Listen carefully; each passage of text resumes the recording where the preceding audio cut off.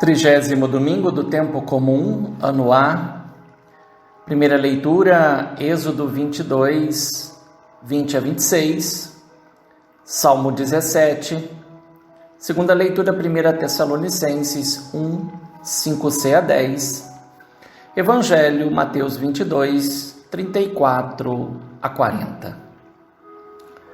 O contexto da nova investida dos fariseus é oferecido pelo evangelista. Ouviram que Jesus tinha feito calar os saduceus, versículo 34.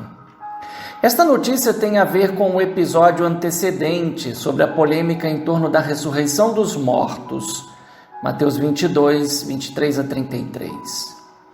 Para os fariseus, então, o falimento da tentativa dos saduceus contou a favor de suas crenças, pois eles ensinavam que existe ressurreição, e isto era um dos principais pontos de divergência com os saduceus.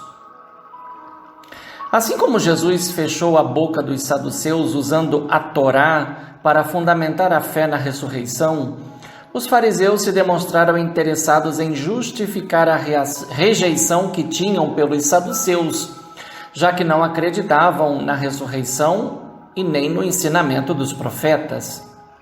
Dado relevante é que a nova investida dos fariseus acontece em grupo, como se fosse uma reunião sinagogal.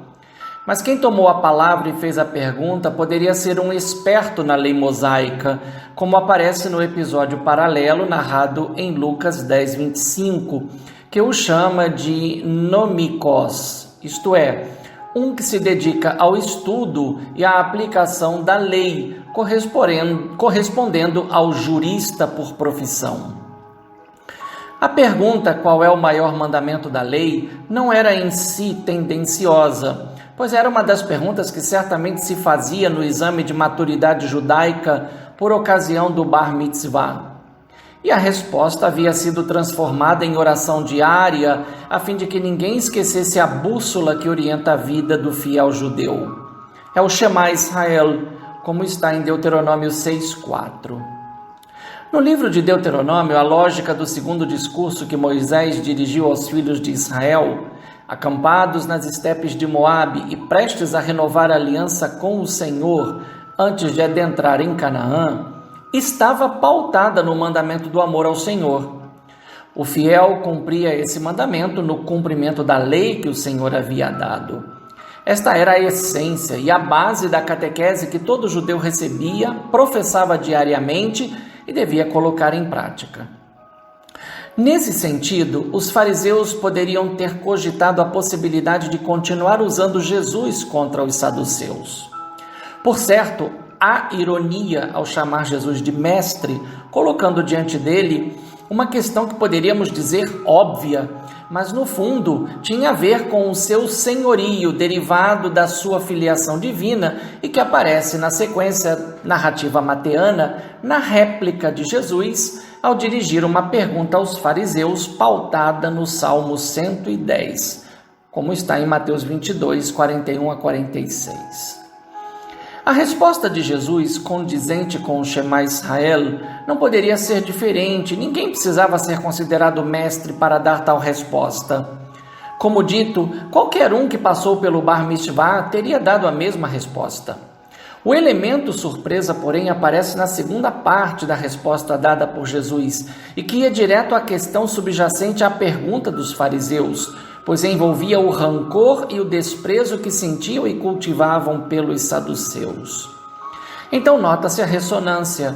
Não é possível amar a Deus como previsto na lei e usar isso como pretexto para não amar o próximo, principalmente se pensa e age diferente, como no caso dos saduceus em relação aos fariseus e vice-versa. Esta atitude contrariaria a ordem contida em Levítico 19, 18 e 34, da onde sai a segunda parte da resposta de Jesus. Por um dado simples, não basta que a lei mande amar, se o fiel não quiser amar, como ordena a lei.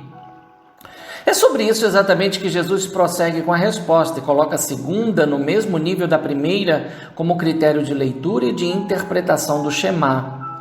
Não é possível, Portanto, amar a Deus sobre todas as coisas, se não se amar o próximo como a si mesmo.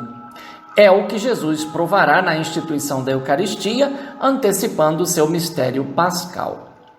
Por isso, Jesus, ao dizer toda a lei e os profetas dependem desses dois mandamentos, estava colocando o amor a Deus e ao próximo como a si mesmo, como fundamento de tudo o que saduceus e fariseus diziam que acreditavam. Tal fé, porém, fica vazia de sentido se as Escrituras forem usadas para justificar rivalidades e disputas teológicas que, na maioria das vezes, tiram o foco dos reais problemas que assolam nossas sociedades, como as injustiças descritas em Êxodo 22, 20 a 26. O tempo passou, mas muitos religiosos continuam pautados nos mesmos erros que Jesus denunciou por suas palavras e ações. Para que aconteça a superação de tais erros, é preciso lembrar da nossa frágil condição, de que o Senhor é misericordioso, mas também de que um dia retornará como justo juiz para julgar os vivos e os mortos.